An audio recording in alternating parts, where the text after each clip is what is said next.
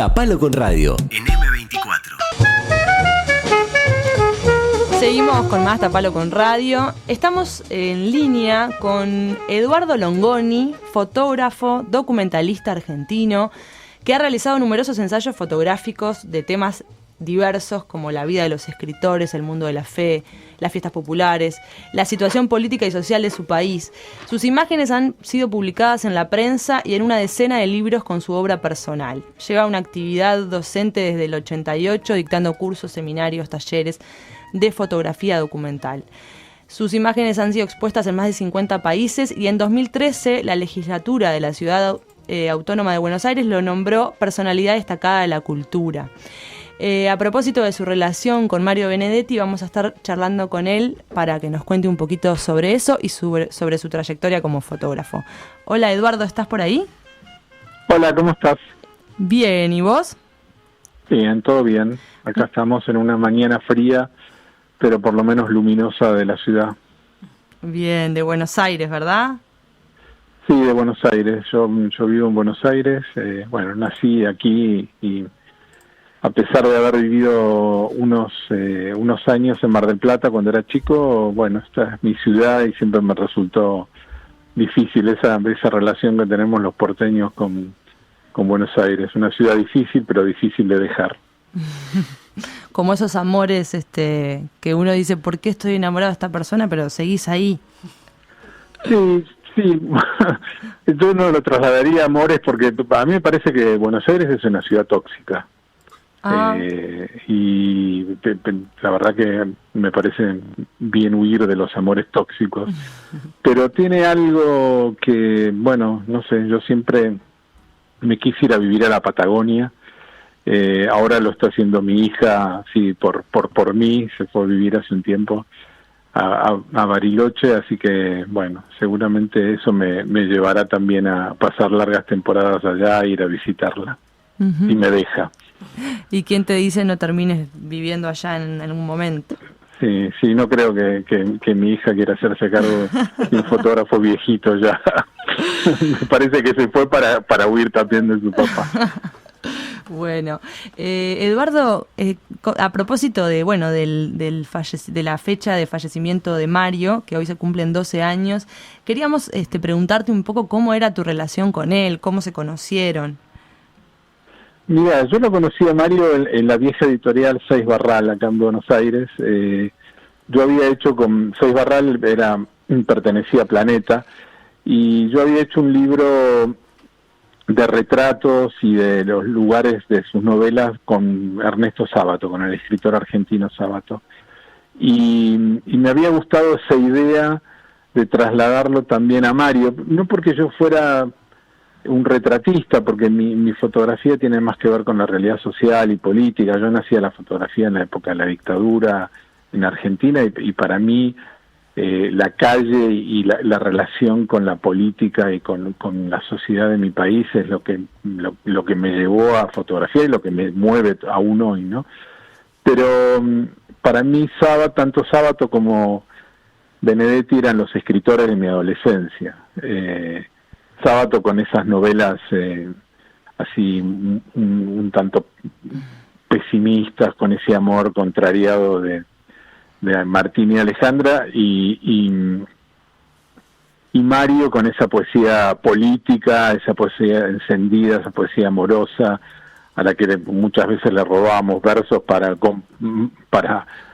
decirle a alguna compañera o para escribirle alguna cartita, y para mí representaban la adolescencia, y como yo creo que uno siempre vuelve a los temas de su infancia y su adolescencia. Así que había hecho el libro con Sábato y yo quería hacer una experiencia igual con Benedetti, sin imaginar lo que iba a venir después, ¿no? Que fue una profunda amistad. Para mí Mario era alguien de mi familia, y para mi familia, recién te hablaba de mi hija que se fue a vivir a Bariloche. Cuando ella tenía 2 años se enfermó gravemente, estuvo internada mucho tiempo, y Mario cruzó el Río de la Plata para venir a verla como si fuera el abuelo que no era, ¿no? Uh-huh. Y esa era la relación que nosotros teníamos, una relación muy estrecha caminar muchos días por las calles de Montevideo, de hablar con él, con Luz, con su mujer, con su hermano Raúl. Para mí, así, esta fecha de los aniversarios de la muerte de Mario son como muy dolorosas. Uh-huh. El año pasado creo que fue que se realizó una exposición del CDF por los 100 años del nacimiento en la fotogalería del Parque Rodó, en la que se volvieron a exponer las fotos del libro Poemas Revelados, ¿no?, que realizaron junto con Mario. Así es, sí, me invitaron. Bueno, una pena en el medio de esta pandemia que no hayamos podido ir, pero para mí fue un honor que siendo un fotógrafo argentino hayan elegido mis fotos para mostrar la cotidianidad de Mario, que era eso, un tipo común, con una mente brillante, con una claridad política y una empatía con la vida. No me acuerdo un día que lo fui a fotografiar en la Plaza Matriz.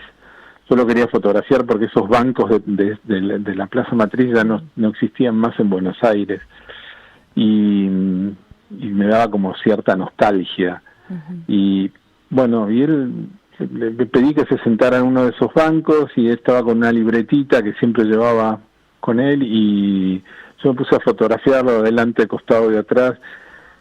Y en un momento ya había terminado, pero él estaba totalmente ensimismado escribiendo, y a la media hora salió de esa libreta, me preguntó como si hubiesen pasado 2 minutos de que yo lo estuviera fotografiando, y yo había terminado.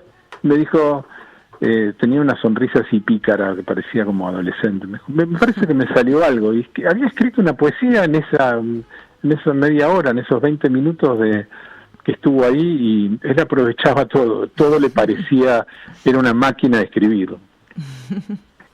Y vos, muchas de las fotos de Mario que circulan por ahí, que son como las fotos más emblemáticas, son tuyas, ¿no?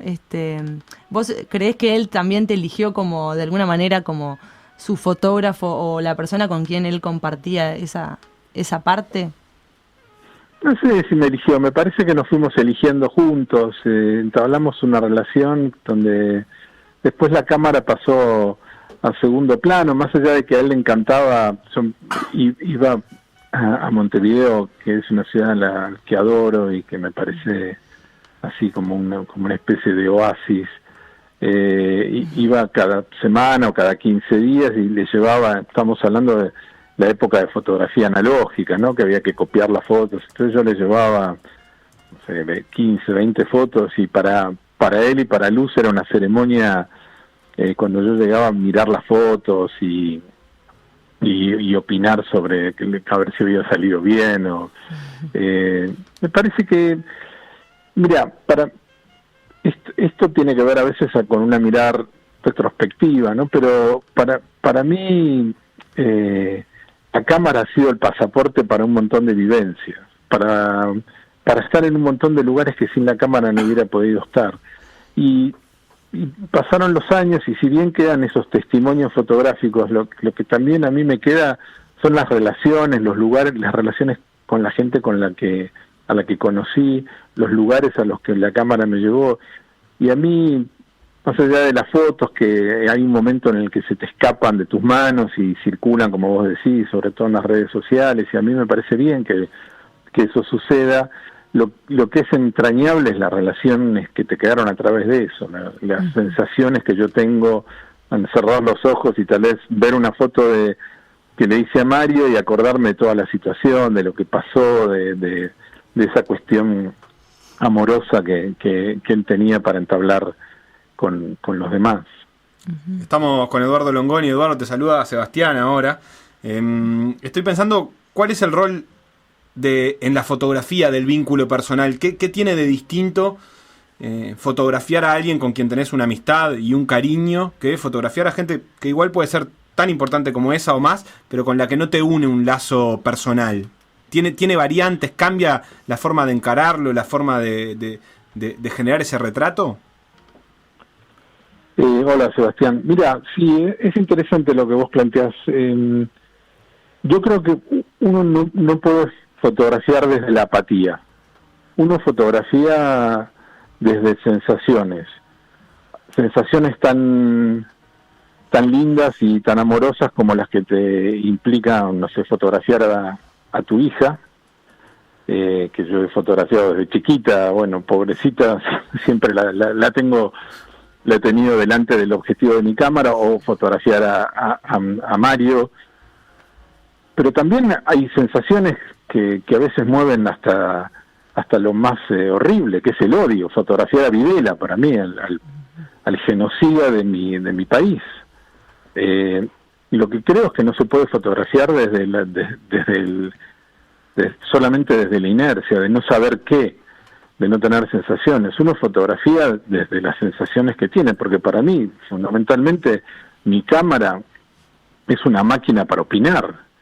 Es un artefacto, pero lo más importante que tiene es que puede condensar mi mirada, y mi mirada tiene ideología, mi mirada tiene amor, mi mirada tiene odio, tiene rencores, o tiene ideología en lo político, en lo social, en lo cultural. Así que sí, me parece que uno fotografía desde las sensaciones.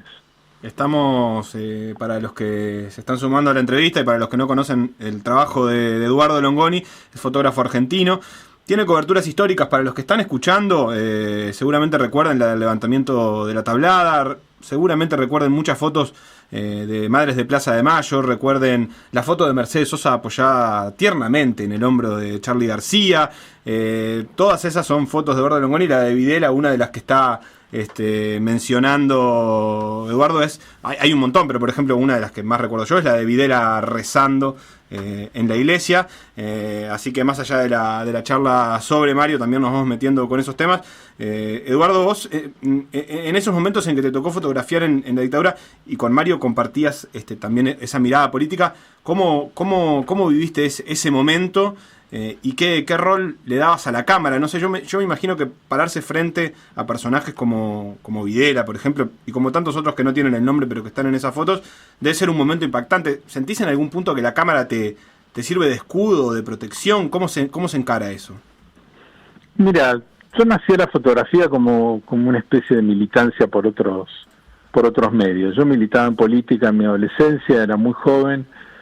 Me tocó hacer el servicio militar en la época de la dictadura, en un lugar espantoso, donde además de todo tuve que ir a la frontera por esa, por suerte, guerra que no fue contra Chile, por las islas del Beagle, y empecé a fotografiar a los 20 años, y para mí fotografiar en ese momento era eso, era tratar de opinar, era tratar de colocar mi granito de arena para develar los horrores de la dictadura, las incipientes marchas de las madres que recién empezaban, con el horror de los desaparecidos, las pocas manifestaciones políticas que había de algunos sindicatos más combativos, de algunos estudiantes. La cámara sí opera como un escudo extraño, ¿no? Porque uno sabe que no es un escudo, pero que pone como cierto, que puede poner en algún momento, así como yo decía que es el pasaporte que te aproxima a una situación, también de alguna manera pone como una, hay una distancia, ¿no? O sea, ¿qué hace un tipo casi en cuclillas fotografiando a Videla rezando en el medio de una misa, si no es con la cámara, si no es para dejar un registro de eso? En ese sentido la cámara opera como una especie de cortafuego, yo diría, más que de escudo. Y también, ¿qué hace un tipo en el medio de la guerra en Buenos Aires que significó la Tablada? Bueno, esa foto a mí me terminó significando que una de mis fotos, en donde se ven dos guerrilleros que se entregan y que nunca más aparecieron, no están ni en la lista de detenidos ni en la lista de muertos, haya terminado en un juicio al al que comandó la recuperación del cuartel por la desaparición de esos guerrilleros, y la foto terminó siendo una prueba fundamental. Bueno, muchas veces yo creo que el fotógrafo lo que debe es estar ahí, estar en el lugar que ocurren las cosas para, de alguna manera, un gran fotógrafo norteamericano que se llamaba Eugene Smith, que fue como el fundador del reportaje fotográfico, decía que él estaba ahí para darle voz a los que no tienen voz, y de alguna manera es para mostrar lo que otros no pueden ver, porque no todo el mundo puede ir a un lugar donde se está desarrollando algún acontecimiento. Claro, ¿y cómo has vivido en todos tus años de carrera los momentos en que, seguramente alguna vez te ha tocado a vos, el momento en que ese escudo cae, esa falsa sensación de seguridad, de alguna manera, que te da la cámara, cae? Pienso, seguramente vos fuiste colega de Cabezas, y fue un momento muy importante de la historia periodística argentina, pero han habido otros y están habiendo ahora. ¿Cómo te llevas con ese momento en el que decís, tan protegidos no estamos? De hecho, podemos hasta ser un blanco principal de determinados ataques.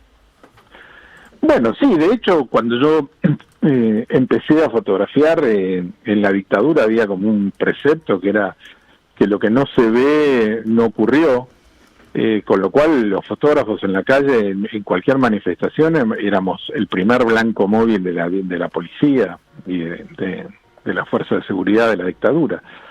Lo que vos nombrás de Cabeza, bueno, fue un golpe del que todavía muchos no nos podemos reponer, ¿no? Esta cuestión de que alguien haya sido asesinado por haber hecho una foto de un personaje de la economía, un personaje poderoso en la Argentina que se movía entre bambalinas para hacer sus negocios. Yo creo que finalmente, bueno, y lo vemos todos los días, no solamente en Latinoamérica, lo estamos viendo ahora en el conflicto entre palestinos e israelíes, el rol de los fotógrafos y la cantidad de fotógrafos muertos en guerra, muertos en conflictos, en conflictos internos, como los que está viviendo Latinoamérica. Por eso digo que la cámara es un escudo de fantasía. En realidad es una especie de cortafuego, pero bueno, ya sabemos que aquel fotógrafo, aquel camarógrafo que está en una situación de conflicto no solamente no tiene escudo, sino que muchas veces es el blanco preferido de la represión. Claro. ¿Y cómo vas viviendo la presencia de la imagen en el día de hoy en general en la humanidad? Pienso esto que he visto en perspectiva, lo de Cabezas, ya pasaron 20 y pico de años, era el rostro de Chabrán, que no era conocido para los que no recuerdan la historia, que Cabezas fotografió por primera vez, y eso le terminó costando la vida. Hoy la imagen tiene un rol totalmente distinto en nuestra vida. Es impensable pensar que una figura de esa magnitud no se le conozca la cara. ¿Hay un cambio a la hora de realizar tu tarea en la presencia de la imagen en la sociedad? Pienso en Instagram, por ejemplo, en todas las imágenes que hay dando vuelta. Sí, yo creo que así como en algún momento pensamos que el paso de la fotografía analógica con película, la fotografía digital era solamente una cuestión de lenguaje, me parece que esto revolucionó absolutamente todo, porque todo el mundo tiene una cámara encima, porque todo el mundo tiene un celular, y la fotografía que hoy se hace en la esquina de mi casa puede estar al segundo en una aldea china, y en otros momentos había que transmitir esa foto, había que tener un oficio para hacerlo. Los fotógrafos, las cámaras eran pocas, las cámaras en la calle eran pocas. Había hogares que tenían cámaras, pero las usaban para las vacaciones y tal vez hacían un rollo por año, y hoy la gente, todo el mundo hace fotos, y Instagram es un reguero infernal de fotografías, buenas, malas, regulares. Me parece que ahí hay que... Yo ahora lo tengo más desde un lugar de observador, porque yo la fotografía periodística ya la abandoné hace un tiempo, y ahora tengo una cosa más reflexiva con eso, de enseñanza o de hacer mis libros.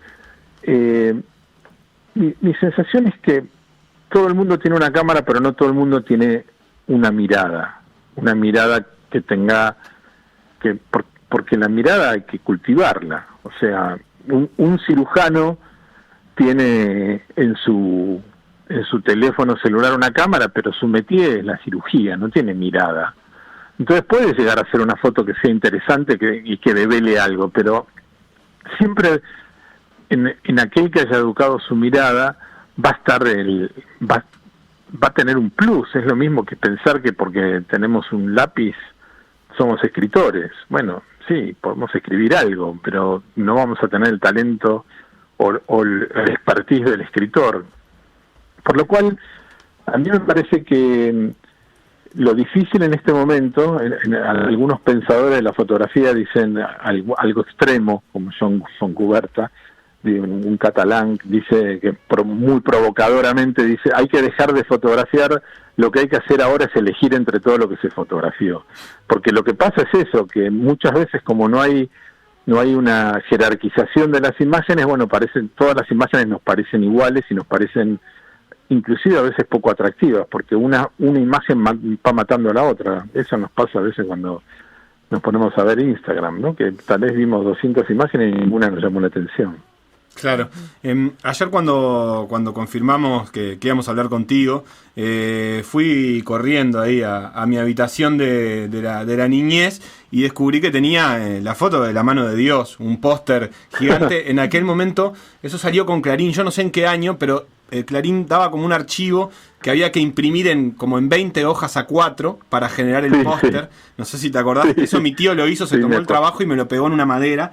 Y lo tengo en mi cuarto y salí corriendo evidentemente a ver los créditos de esa foto, y esa foto también es tuya, esa foto de la mano de Dios, la que todos conocen, la que Maradona está a punto de tocar la pelota con la mano por arriba de Shilton, y tus imágenes en general están en la memoria de muchas generaciones, todas estas que hemos hablado. Me atrevería a decir incluso que la de Maradona está directamente en la piel de muchos argentinos en forma de tatuaje. ¿Cómo es para vos ser parte de algo tan fuerte como la memoria colectiva? Antes que nada te quiero decir que cuando se armó ese rompecabezas que vos decís que hizo Clarín, yo hice una apuesta que hoy acabo de perder, de que nadie lo iba a armar. ¿En serio? Sí. Bueno, mi tío, o sea, Ricardo Moreira, es rosarino, claro. Está allá y yo lo tengo pegado en una madera. Después te voy a mandar una foto porque un poco la humedad lo comí un poco a los costados, pero está intacto. No solo lo imprimió y lo pegó, sino que le pasó arriba algo, yo que sé, un engrudo, un barniz, algo para conservarlo. Un trabajo para de conservarlo.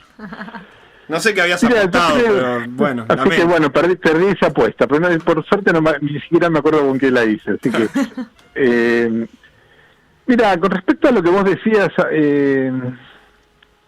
sí, a veces es raro. Por ejemplo, la foto de la que estamos hablando, de la mano de Dios, en su momento, yo era joven, yo no era un fotógrafo deportivo. O sea, me gustaba hacer deporte, primero porque amo el fútbol y puedo ver cualquier partido de fútbol, y segundo porque me daba mucha velocidad para la fotografía que a mí me interesaba en la calle. Estamos hablando de épocas donde donde las cámaras no tenían los automatismos que tienen ahora, entonces había que enfocar y no había programs, había que todo era manual. Entonces el deporte te daba esa velocidad y aparte te daba la posibilidad de viajar. No sé, yo el primer avión que me tomé en mi vida me lo tomé trabajando. O sea, yo nací en un hogar de clase media baja, donde, bueno, subirse a un avión era un acontecimiento, y mi papá y mi mamá no se subieron en su vida a un avión. Entonces, de alguna manera, para mí la fotografía de la mano de Dios en su momento era una foto a la que yo no le presté demasiada atención, porque no formaba parte de las fotos políticas y sociales que tanto me interesaban a mí. Pasó un tiempo y creo que esa reflexión fue cambiando cuando me di cuenta qué significaba especialmente esa foto en la vida del fútbol argentino, de Maradona y del fútbol mundial, que es la rebeldía. Empecé a darme cuenta y ahora, después de la muerte de Maradona, me doy cuenta más velozmente que así como en algunas marchas no solamente en Latinoamérica, sino en otros lugares del mundo, siempre apareció la camiseta la remera y la bandera del Che, de esa famosa foto del Che heroico que hizo Korda, el fotógrafo cubano, empieza a aparecer la foto de Maradona, porque Maradona es un símbolo de la rebeldía. Y entonces la mano de Dios es como el símbolo del rebelde del rebelde deportivo más universal, o sea, el tipo que no solamente se enfrenta a una potencia, que recordemos que más allá de que en un partido de fútbol no se resuelve nada, 4 años antes había habido una guerra entre Argentina e Inglaterra, se enfrenta a Inglaterra y le hace un gol con la mano en un mundial, y después le hace el gol tal vez más maravilloso de la historia de los mundiales. Con lo cual esa foto se transforma en una foto política también, ¿no? Claro, de alguna manera. ¿Y en aquel momento no lo percibiste así? Aquel día durante el partido, durante el 86, ¿no tenías esa percepción de que había una cuestión política? Pienso por eso de Malvinas tan cercano. Vos estuviste en Malvinas, hiciste una muestra muy interesante que se llama Las huellas de la guerra, pero no había todavía esa percepción durante el partido, ¿no? Fue una cosa que se fue construyendo. No había esa, pero yo no había esa percepción porque había mucho dolor. Hacía 4 años, o sea, en el mundial anterior, el primer mundial al que fui fue el Mundial de España. El día que Argentina debutó contra Bélgica y perdió, fue el día de la rendición de Argentina, o sea, estaba muy cerca la guerra, estaba muy cerca los 649 soldados muertos, estaba muy cerca todo lo que pasó y lo que sigue pasando, pero en ese momento mucho más con los soldados que vinieron de la guerra, que fueron olvidados. Hay que tener en cuenta que la misma cantidad de soldados que murieron dentro de las islas, no porque los 649 son sumados al Belgrano que hundió Margaret Thatcher, los soldados que murieron en las islas, el número de soldados que se suicidaron superó a los muertos en la guerra. Por lo cual, Malvinas fue, y creo que sigue siendo, una herida abierta en la sociedad argentina y una tragedia, y entonces no había partido de fútbol que equiparara esa tragedia. De todas maneras, era, como algún escritor argentino escribió en ese momento, era por lo menos ganemos algo, ¿no? Me refiero a Eduardo Sacheri, que tiene un cuento maravilloso con eso, que dice, bueno, por lo menos ganemos ese partido. Y yo lo que creo es que, así como la foto de Korda, del guerrillero heroico, en su momento fue una foto que él ni siquiera explotó, ni siquiera publicó, y con el tiempo se fue transformando en otra cosa. Yo creo mucho en la vida de las fotografías. Las fotos tienen distintas vidas. No es lo mismo una foto, no fue lo mismo la foto de Videla rezando en la época de la dictadura, que después, que es un símbolo de la connivencia de cierta jerarquía de la Iglesia Católica con la dictadura. Y entonces no fue tampoco lo mismo la foto de la mano de Dios en su momento, que después que Argentina nunca más ganó un campeonato del mundo, y además Maradona se transformó no solamente en el mejor jugador de la historia del fútbol, sino que se transformó en un líder rebelde dentro de sus colegas sus colegas jugadores de fútbol, y además de la argentinidad también, ¿no? Claro, muy interesante, Eduardo. Muchas gracias por este ratito para Tapalo con Radio, y quizás más adelante nos volvemos a encontrar. Dale, muchas gracias a ustedes por llamar, y un abrazo grande para todos. 97.9 FM Montevideo. 102.5 FM Maldonado.